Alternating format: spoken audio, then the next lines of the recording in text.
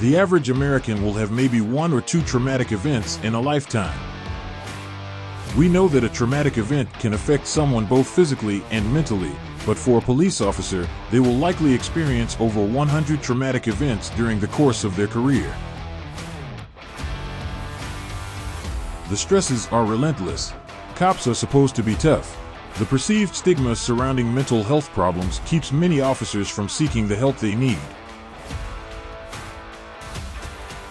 Today, we're joined by Dr. Serena Liebengood, the wife of Capitol Police Officer Howie Liebengood, who died by suicide days after responding to the January 6th attack on the Capitol.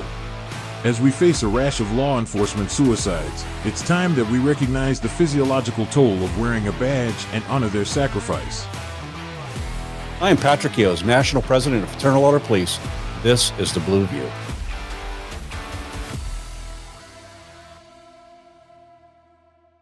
Well, Serena, thank you for joining us today on the Blue View podcast. First, tell us a little bit about yourself.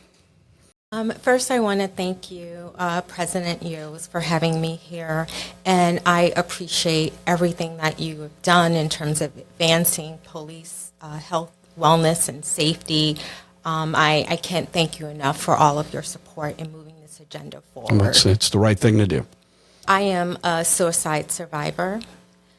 I am also a physician. Prior to medical school, I received my Master's in Health Services Administration at the University of Michigan School of Public Health. I've spent some time consulting, working in hospital administration prior to medical school. And following my medical training, I have worked at the Johns Hopkins Medical Institutions, and I've held a variety of leadership positions. And throughout this time, I have always maintained an interest in operations research, looking at different problems and solutions. As a junior faculty member at Johns Hopkins, I attended and completed my fellowship at the Armstrong Institute for Patient Quality and Safety. So all of this experience I bring with me. And when I lost Howie, I took everything that I accumulated over the years, and I decided that I'm putting this into improving police officer wellness and safety. Yeah, well, and that you are. Thank you. So tell us a little bit about Howie. So Howie was 51 years old. He was a 15-year veteran of U.S. Capitol Police. He loved his job. He grew up in the Capitol Hill community, and, protecting the institution meant so much to him. And he served on January 6th. And I remember that morning when I saw him off to work, I told him not to run towards danger. I said, I want you to come back home to your wife. And I knew Howie was the kind of person who would put service before himself, who would put service before anything else. And so when he went to work that day, and I was working, I was distracted, but when I saw what unfolded, I was upset, I was devastated. But when Howie came home, I thought that he was okay. And he wasn't okay. Over the next few days, he worked nearly around the clock. He didn't have time to decompress. And the following Saturday, he died by suicide. Tragic. And tell me, how do you think January 6th? I mean, you talked about putting himself into work. How do you think that all of this contributed to his emotional distress? I think one thing, and I just stepped back before January 6th, how we experience occupational stress, and what I recognize is that, that's policing. I'm also in a high stress environment, and you accept that as being part of the job. You deal with it, you move forward. Prior to January 6th, Howie had 2 weeks of vacation. The COVID vaccine was coming out. You know, we were gearing up to have a successful year. And the events of that day, I believe, traumatized him emotionally, mentally. He wasn't able to protect this institution that meant so much to him. His colleagues were being injured. And when you look at policing, and unfortunately, this isn't just about Howie or, you know, it happens in first responders in general. You have all of this cumulative chronic stress, and then you put an acute stressor on top of that. And then on top of that, there's no way to decompress. And I think all of that, you know, unfortunately contributed to Howie's death. You know, unfortunately, there's a whole lot of Howies out there. I can tell you in my 36 years of law enforcement, I can rattle off name after name after name of friends, people that I never noticed the signs in the same situation. And I often said that the weight of the world will make even the strongest of knees buckle. And I think this, you know, it's just cumulatively takes its toll on law enforcement officers. A lot of people like to think that law enforcement officers are strong, that we can take all of these things, but we're human, just like everyone else. As a matter of fact, if you're a police officer, you're 54% higher likely to have a higher suicide rate by 54% of the general public, just from the demands of policing, the public service. What systematic changes do you believe would be beneficial or would have been beneficial that are needed to address the challenges of a law enforcement officer as it relates to stress? I think it's important to recognize that this is a complex issue, and that requires a complex, multifaceted solution. You know, and I bring my background in public health. I think a lot of emphasis needs to be placed on prevention. And in fact, there is a lot of literature out there that shows that occupational stress is the significant stressor in policing, more so than individual stress. And for example, there are certain things about policing that you can't control. You don't know what call lies ahead. But in terms of the organizational stress, whether that's policies, procedures, your work schedule, there are some things that can be change to improve the health and wellness of law enforcement officers. So I think it's important to view the workplace as part of this healthcare continuum. I think wellness services are great. I think resources are great.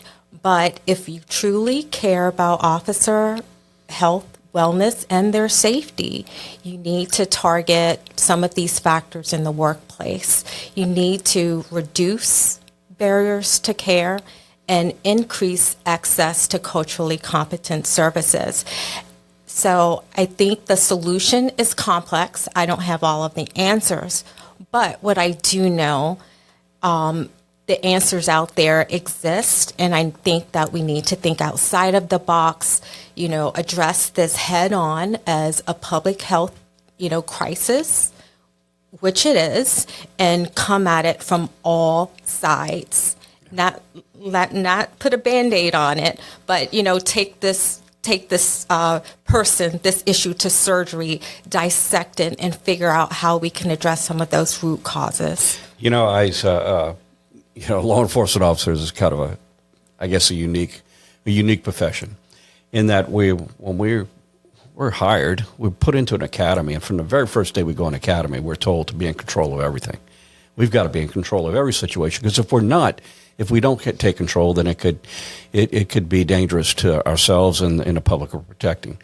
So you get that beat into you from the very first day, and you continue on with your career, and you're constantly have that mindset that's been trained that you got to be in control, and find out there's a lot of things you're not in control of. And so I think in a lot of ways that's probably the dynamics of law enforcement, control of things that you can't control.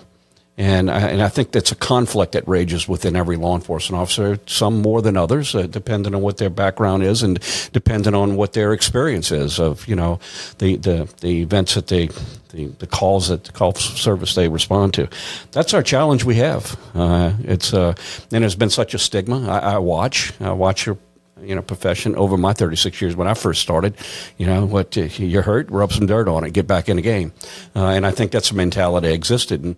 And I'm very happy to say that we've seen that transition. We've seen that transition where we recognize that we're asking law enforcement officers to do something pretty extraordinary, and not once considering that we're human beings, and those human beings also have the same emotions that everyone else has. And if it affects others, I assure you, you can't sniff your badge and somehow it goes away. That's the realities we deal with. I want to really kind of dive into your view on the Public Safety Support Act, Officer Support Act, and not only that, but also the entire wellness movement from your perspective, both as a physician and then also as someone who's seen the end results of where we just missed. We just missed I guess a path that would bring us to a place where we recognize the damage being done to law enforcement officers way before it ever happens, and institute programs within our own agencies, and make sure that we're taking care of that well-being of our officers. Yes. First, I want to thank you for your support and the FOP support. In terms of advancing the Public Safety Officer Support Act. I think that was such a tremendous accomplishment. The proud son of a U.S. Senate Sergeant-at-Arms, Howard Liebengood left a career as a champion race car driver to follow in his late father's footsteps, protecting the democratic institutions they both revered.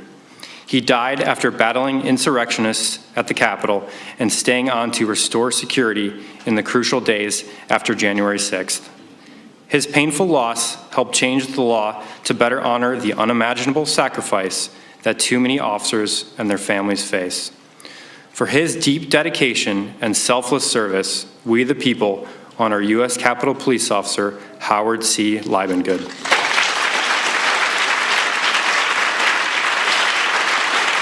The Department of Justice has determined a Capitol Police officer who died by suicide days after the January 6th riot was a death in the line of duty.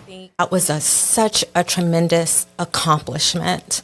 And I think this is an example of how we are finally recognizing on a larger stage that, policing isn't, without risk. And one of those unfortunate risks are, mental health issues such as PTSD, anxiety, depression, substance abuse.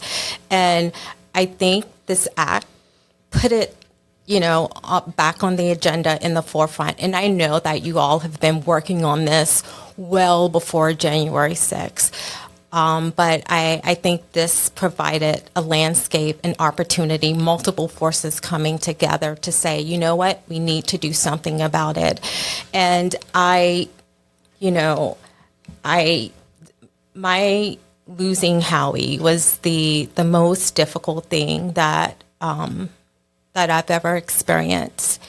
And I don't want his death to have been in vain, but I've recognized that his death was an opportunity to put a face on the officer that shows up to work day in, day out, selfless, dedicated to their job. And this is what happens. This is what happens. And, my husband, he He saw his doctor regularly for routine visits. He worked out. He did all of the right things. We had a happy marriage. We were financially stable, but yet the stressors of his job led to the loss of his life. And I think the expansion of the benefits through this support act, was tremendous. And I can't tell you how many folks kept telling me over a period of time, I never thought I would see this. I never thought I would live to see this. And that is incredible. But I think it's important not to be complacent, to say, hey, you know what? We're going to keep this ball rolling. We need to keep advancing this agenda because more needs to be done. Absolutely. More needs to be done.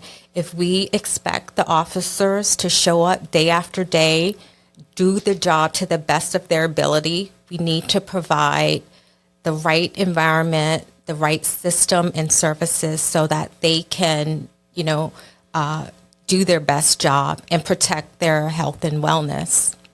When we've gone through this whole process, working through Congress to have this act passed, we talked about the challenges that we had. And I think I want to break this down into a couple of different paths. One, I recognize that there are some out there that just, I guess there's a little bit of a conflict here. I watch how we evolved, and we're to a point now where I couldn't be prouder of the fact that we talk about the damage being done to law enforcement officers. I've seen it time and time again. We look at officers that, every officer when they're hired, they go through psych evaluations, they go through physical evaluations, they go through all of these things, and then they're on a job just a short period of time, and some struggle. They struggle because of the damage that's being done repetitively of the trauma that can't be seen. And I watch how we evolved in my years of law enforcement over 3 decades of not talking about these things to now talk about them, to universally recognizing the damage that's being done. And I've always said, you look at officers and say, okay, why is this person acting out? Why do they seem to have other vices that we look at them and say, that's a shame they turn that way, and not once considering that maybe the job did it. And that's really where I want to go with this. I want to talk about when something's broken in the service of others, we have a moral and fiduciary responsibility to fix it. And that's where we are now. We're now recognizing that damage is being done. However, there are still some out there that feel like, we recognize that officer wellness is an important tool. We recognize that we need to do this prevention long before we end up losing the Howies out there. But some still struggle with the fact that they're wrapping their arms around whether we should have this act. And it just seems to me that there's a huge conflict there. How can you recognize there's a problem, but not recognize when we can't fix it? And we talked about it early on. I think as a profession, we're still going to have some that are going to struggle with it. I remember when we had the Hometown Heroes Act, recognizing that the physical damage is being done to law enforcement officers, and it took a while for others to accept it as well. And I feel that there's no question this is the right thing to do. We recognize a need for a strong, robust wellness program for law enforcement officers. We need to recognize the full gamut of it. Let's talk about that. About wellness program from your perspective, of the things that could have been done different. You have a background that certainly gives us some insight that most people don't have. What could be done different in a wellness program in agencies? Why is it important for agencies to recognize this, besides the obvious responsibility of taking care of those who take care of their communities? Tell me what you feel. Let's break down what is missing or what can enhance a wellness program, and why is it important for every agency in this country to embrace this? Only 62% of police agencies have a wellness program, and it's estimated 3 to 5% of agencies have a suicide prevention program. And when you think about this increased risk of suicide and other mental illnesses among police officers, something more needs to be done. And I want to take a step back to what I mentioned earlier. I think there are some opportunities for improvement. And one place is looking at the police agency. Research shows that organizational stress is the highest cause of stress among police officers, more so than, personal, individual factors. And so to me, that is an opportunity for improvement. And in fact, I'm talking to different folks at Hopkins and working on my program.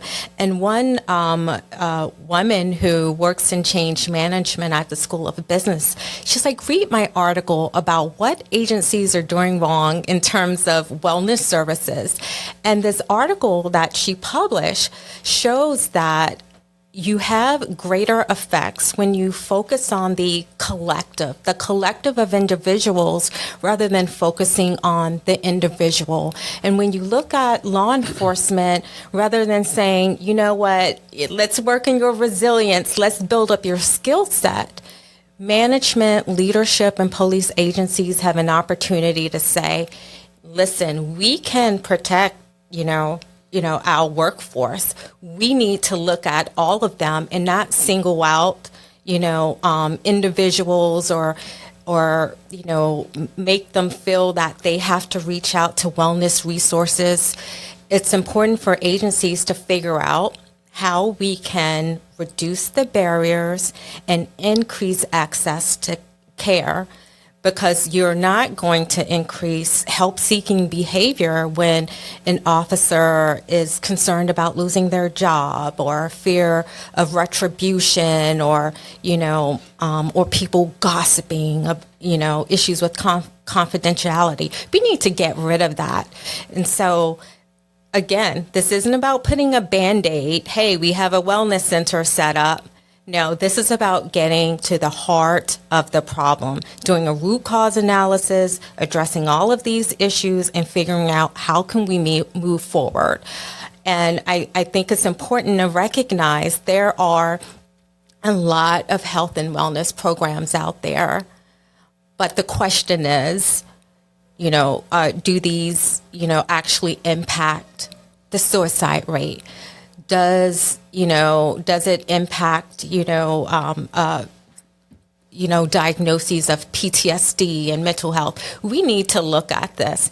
And again, I know I may be sounding like a physician or a health administrator, but I am taking everything that I've learned throughout my career, and I am putting this forward to make sure that we continue to move this ball in the right direction. Because 54% higher suicide rate, that's not acceptable. Absolutely. More needs to be done.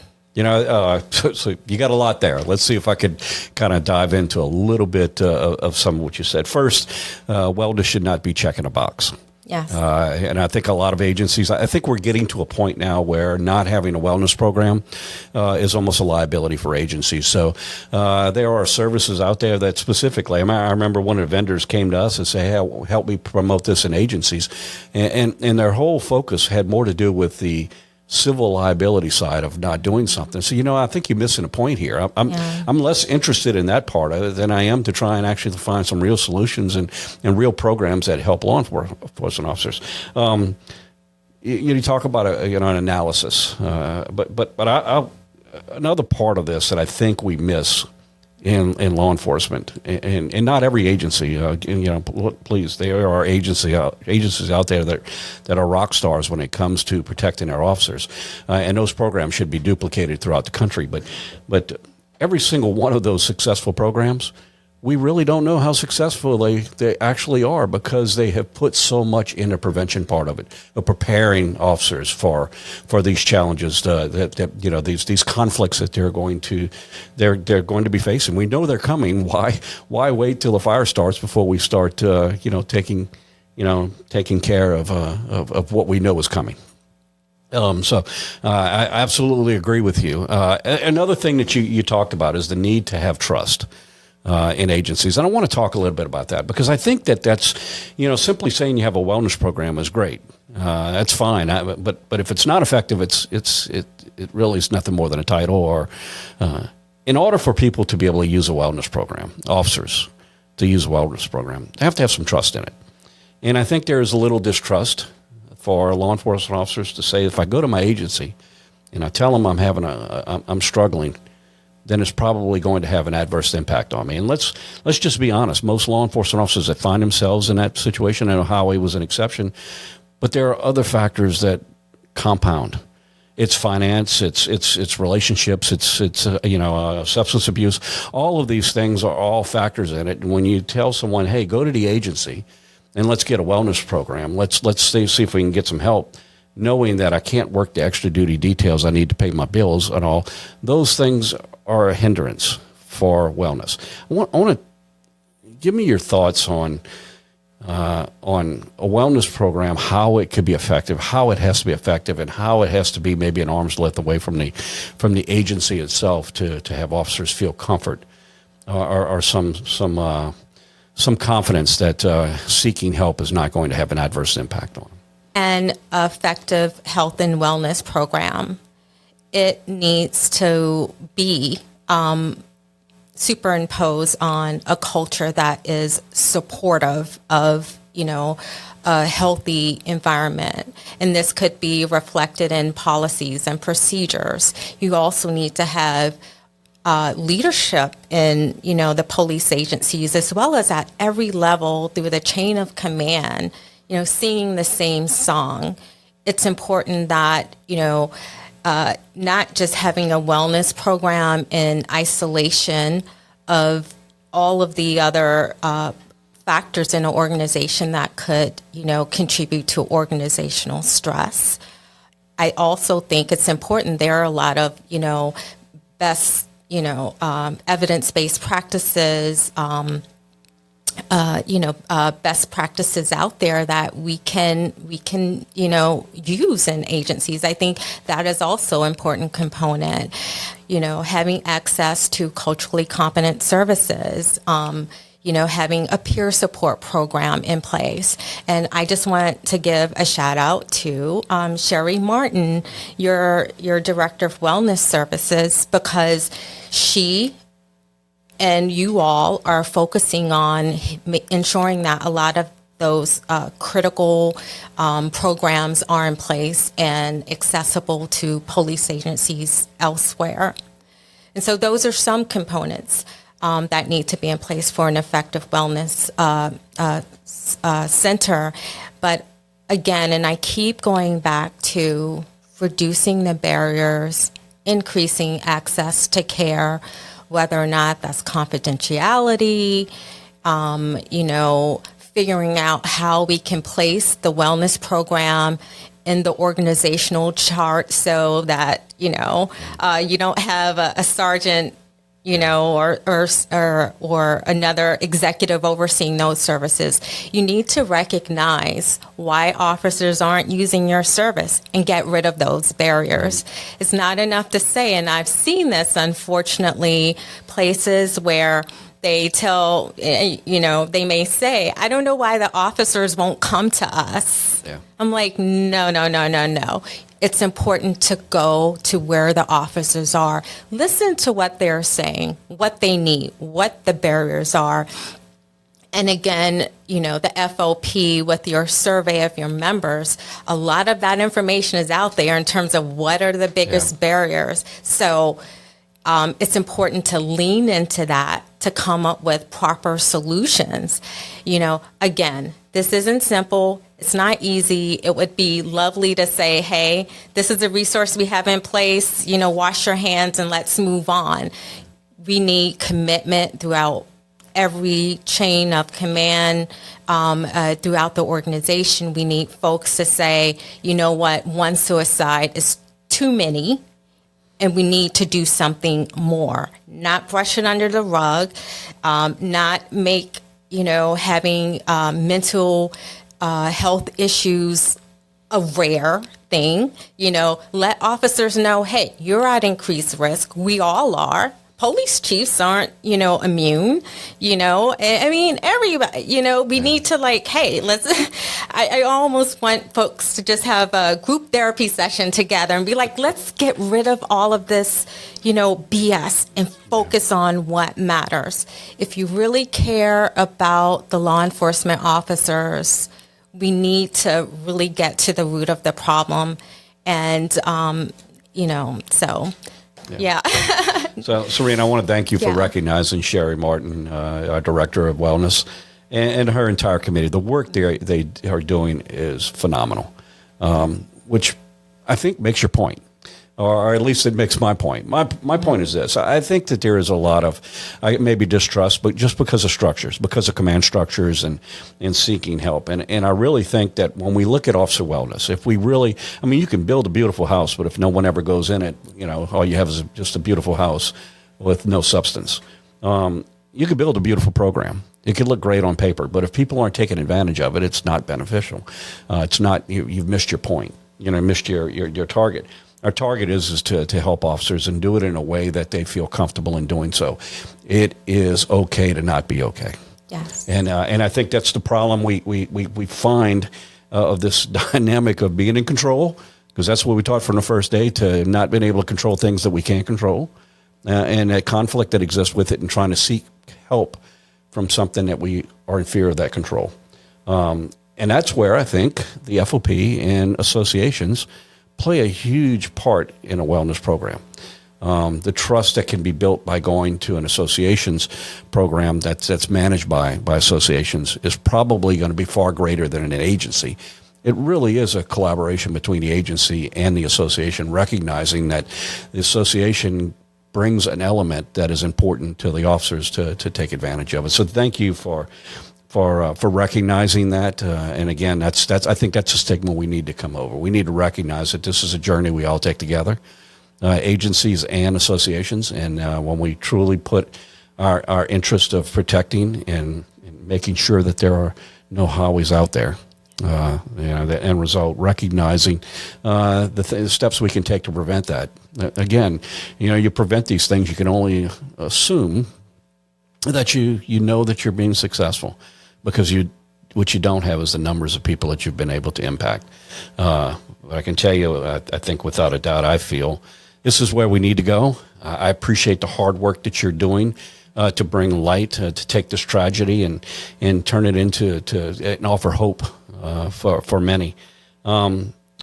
You are created an association to in Howie's honor, to recognize these. Let's talk a little bit about your association.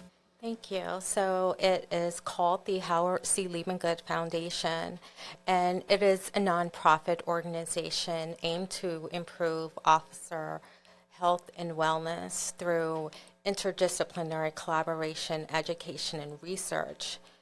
I am focused on identifying opportunities to improve workplace health, increase access to care, and ultimately improve health outcomes of the law enforcement officers through implementing a multifaceted approach.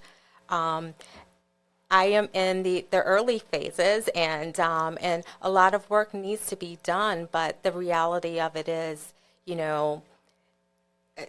although that there are a lot of great agencies out there and programs that focus on officer health and wellness and safety, there's still that discrepancy. There's still a gap. And I'm hoping that this organization fills that gap. And I just want to draw on, the collaborative piece. I have reached out to other faculty members throughout the Johns Hopkins community, in terms of at the business school, the School of Public Health, and they also have other centers that focus on mental health in the workplace. And so I am tapping on every resource that I have access to bring to this table. Thank you, President Yoes and the FOP for supporting the organization and serving as a fiscal sponsor. I think this will be ongoing because the reality of it is policing is difficult. It comes with a lot of risk, and there's a lot of work to be done. I have put in my own, money. I'm the first donor to my donation, my foundation, and I'm always looking for others if they want to match. A lot of work needs to be done, and this isn't about me. This is all about the officers and their health and wellness. So much needs to be done, and also I just want to draw your attention to one of the programs that we hope to launch initially, and we will be focusing most of our resources and capital.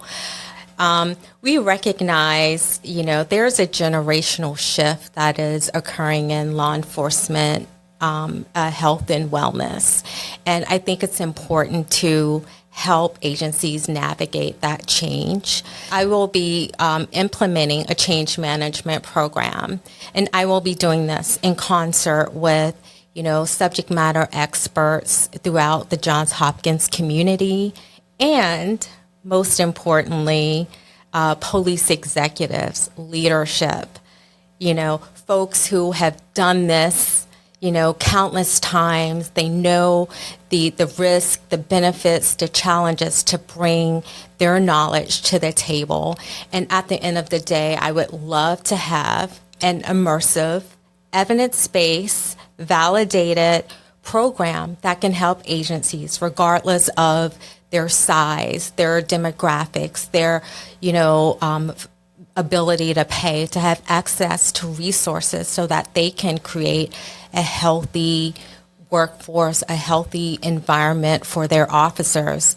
Because let's face it, without a healthy environment, you can have, 5, wellness programs. You're not going to properly, impact your agency. And why is it? It's more important now than it's ever been before. You look at agencies across this country are working short. There's a staffing crisis in this country, a recruiting and retention crisis in this country. So agencies are focused more on trying to fix the problems within their community than maybe they should be, recognizing the damage that is actually increased to their officers themselves. So it's programs like this. It's why we're very pleased to support in any way we can your initiative, and it's sorely needed. So we wish you the absolute best and success, and consider us a partner in this journey.